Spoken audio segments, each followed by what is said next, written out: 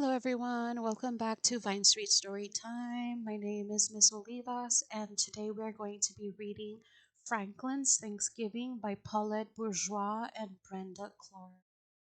This is a classic TV show. Not sure if anyone has seen the original cartoon.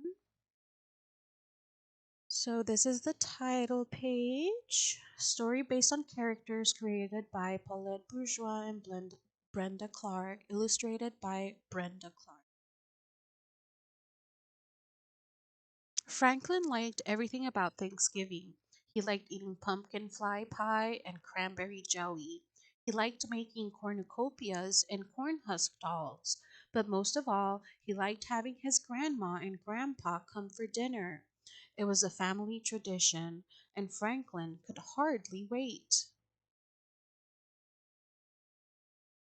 A week before Thanksgiving, a postcard arrived from Franklin's grandparents. "Oh dear," sighed Franklin's mother. "Grandma and Grandpa can't make it back for the holiday." "But they have to," cried Franklin. "They're always here for Thanksgiving." Franklin's mother gave him a hug. "There will still be the four of us," she said. "It won't be the same," Franklin grumbled. Over the next few days, Franklin was so busy that he didn't have much time to think about Grandma and Grandpa. He helped his mother pick apples and make applesauce. He helped his father dig up vegetables and store them in the cellar. Franklin and Bear helped Harriet and Beatrice pick berries and gather nuts.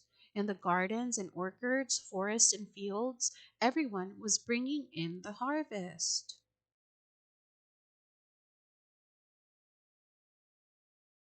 Franklin counted all the jars of jams and preserves. "I think this year was the most bountiful ever," announced his father. "We could feed the whole town." "I just wish we could feed Grandma and Grandpa," sighed Franklin. His mother agreed. "We'll miss having company," she said. At school, Franklin's class made a harvest quilt and learned how the early settlers celebrated Thanksgiving. "What are you doing for Thanksgiving, Mr. Owl?" asked Franklin. "I'll have dinner with my mother," he replied. "Our relatives can't visit this year." "Ours neither," said Franklin. Then he had an idea. He invited Mr. Owl and his mother for dinner. "It's all right with my parents," Franklin explained. "They want company." "Well, thank you, Franklin," said Mr. Owl. "We'd be delighted to come." Franklin smiled. This would be a wonderful surprise for his parents. At home, Franklin's mother looked at the berry pies cooling on the windowsill. She had an idea.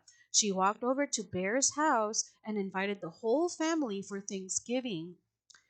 "It will be a wonderful surprise for everyone," she explained. In the garden, Franklin's father waved to Mr. Mole. "Are you going to your sister's for Thanksgiving?" he asked. "Not this year," replied Mr. Mole. "With my broken ankle, I can't go far." Franklin's father had an idea. He invited Mr. Mole for dinner. "It will be a wonderful surprise for everyone," he explained. At school, Franklin went home with Moose. That's when he had another idea. It was the Moose's family's first Thanksgiving in Woodland. Franklin invited them for dinner. "It's all right with my parents," he explained. "They want company." "We'd be delighted," replied Mrs. Moose. Franklin smiled. His surprise was getting bigger and bigger. My, how many people have they invited over?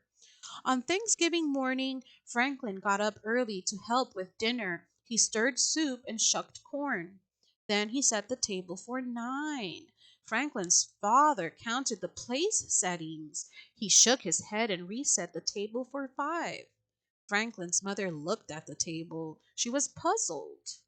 But she added 3 more place settings, and everyone took turns peeking out the window, watching for the surprise guests.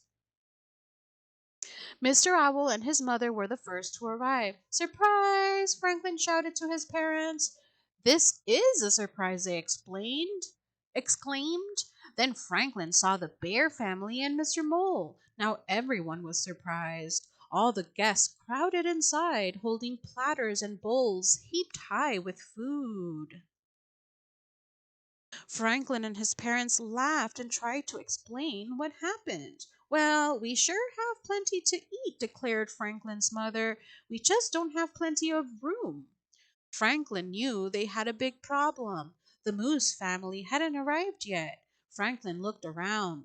There wasn't one bit of room inside, but outside. Suddenly, Franklin knew what to do. Moose and his family arrived as all the others came out the door. Everyone carried food and dishes, tables and chairs. What's going on? Asked Moose.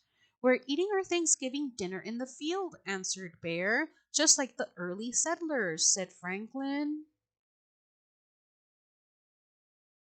It was a wonderful afternoon. Everyone ate lots of good food, and everyone said how thankful they were for good friends and family. Franklin was thankful for 3 helpings of pumpkin fly pie. I'm eating Grandma and Grandpa's share, he explained. Soon the sun was setting, and it was time to go home. This was a wonderful day, said Franklin's mother. Franklin agreed. Let's do it again next year, he said. Everyone laughed and cheered.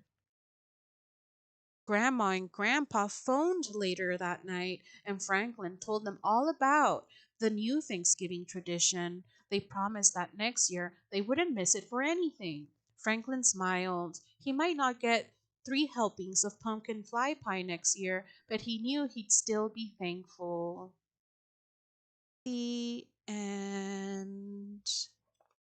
I hope you enjoyed the story, and I want to wish everyone a happy Thanksgiving.